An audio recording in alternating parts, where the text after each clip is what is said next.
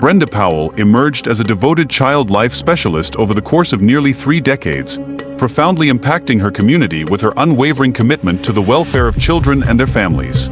Tragically, her life met an abrupt and heartbreaking end, catalyzed by the actions of her own daughter. This ordeal underscores a tragic irony. Despite a seemingly close-knit family bond, Sydney's inability to articulate her struggles amplifies the intricate dynamics of parental expectations intertwined with issues of student mental health. The repercussions of this silence reverberated painfully, affecting everyone in its wake.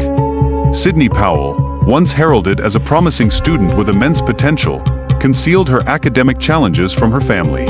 This narrative of hidden distress exemplifies the overwhelming pressure that students often grapple with, a burden that ultimately culminated in her drastic, tragic decision. In an institutional context, the college implemented a formalized communication system to inform students of suspensions, deploying methods such as certified mail and tracking systems. This intricate process is essential not only for maintaining transparency, but also for safeguarding the well-being of students. Sydney's case poignantly illustrates the profound emotional turmoil that can accompany academic suspension. In particular, the weight of parental expectations can exert a pressure so intense that it may drive individuals towards deceptive behaviors as they struggle to uphold a facade of success. The stark contrast between Sydney's academic reality and her family's perception underscores the formidable challenges parents face in comprehending their children's lived experiences within the demanding realm of college. Often, they depend on their children to provide an accurate portrayal of their academic journeys. Steve's trust in Sydney was rooted in her track record of academic prowess, rendering the unfolding events utterly shocking. He had viewed her through a lens of reliability and responsibility, which only magnified the dissonance when confronted with her troubling reality. Upon realizing Sydney had gone missing from college, Steve employed the Life 360 app in a bid to trace her whereabouts, ultimately discovering her at home. This prompted him to leave work prematurely, driven by a sense of urgency to confront the deeply troubling situation. During their critical confrontation, Sydney insisted she was still attending classes, albeit grappling with unseen difficulties. Steve attempted to reassure her, expressing a willingness to navigate these challenges together, reflecting a father's desperate hope for openness. Brenda, characterized by her compassionate disposition, had honed her ability to diffuse emotional crises through her work in a children's hospital. This nurturing presence was deemed crucial as Sydney faced her life-altering crisis. An urgent phone call sparked immediate alarm, as distressing sounds conveyed the gravity of the situation unfolding. This auditory evidence compelled all involved to prioritize Sydney's safety and well-being, creating a palpable sense of dread. Administrators Dean Fraser and Michelle Gaffney recognized the urgency of the unfolding events, making several attempts to contact Brenda in light of the alarming sounds they had witnessed. Their proactive measures underscored the seriousness of the situation and the collective concern for Sydney's welfare. In an alarming revelation, the initial phone call disclosed Sydney's impersonation of her mother, an act that signaled a deeper emotional crisis. This alarming behavior escalated the need for police intervention, marking a significant turning point in the narrative. The method Sydney employed to stage the crime scene revealed a chilling level of premeditation, as she sought to mislead authorities. This included the deliberate act of shattering a window to fabricate a narrative of a break-in, showcasing a disturbing and calculated mindset.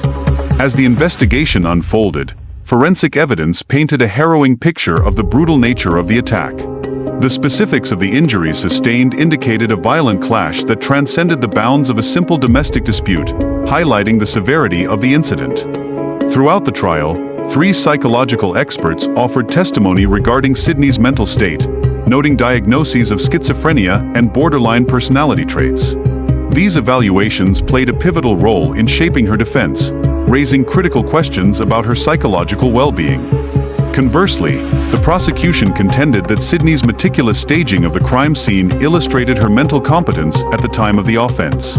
This argument emerged as a central point of contention, significantly influencing the trial's outcome. During the sentencing phase, Sydney expressed a profound sense of regret, acknowledging the immense pain inflicted upon the victims and their families. Her emotional response reflected the tragic repercussions of the situation, offering a glimpse into the turmoil engulfing her life. The article analyzes the psychology of abused children within the family context, emphasizing the complexity and pain they experience while living with violence and neglect from their parents. Children's reactions to violence and abuse. Children rarely express anger towards their parents. Instead, they turn their negative feelings inward.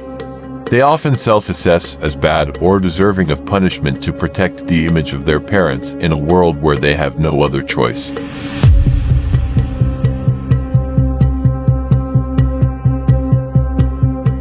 The concept of moral defense. Fairbairn suggests that in order to survive, children are compelled to recreate a positive image of their parents. This psychological mechanism gives them hope that their unmet developmental needs might still be fulfilled, thus avoiding feelings of abandonment. The internal impact of violence. The negative expectations and behaviors from parents are internalized, causing children to view themselves as the bad object. This leads to feelings of inferiority, suffering, and even self-harm. The importance of empathy in therapy. Fairbairn emphasizes that kindness and empathy from the therapist are keys to helping patients break free from the moral defense. Through understanding and love, children can begin to change their self-perception and recover. The potential for recovery. The article shows that the psychologist's role goes beyond helping patients understand themselves. They must also help them identify and confront the monsters within their families. This way, children can learn to protect themselves rather than continue to endure suffering. From the article, it is clear that understanding the psychological mechanisms of abused children is crucial in developing effective therapeutic methods. Children need not only safety but also recognition and love in order to rebuild a positive self-image. Discovering and confronting internal biases and fears is a challenging journey. However, with the right support and empathy, abused children can recover and rediscover their self-worth.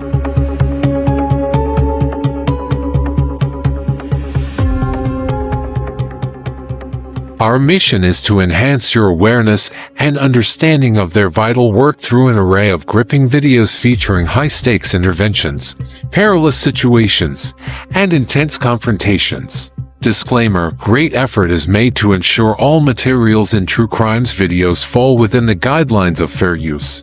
No copyright infringement is intended.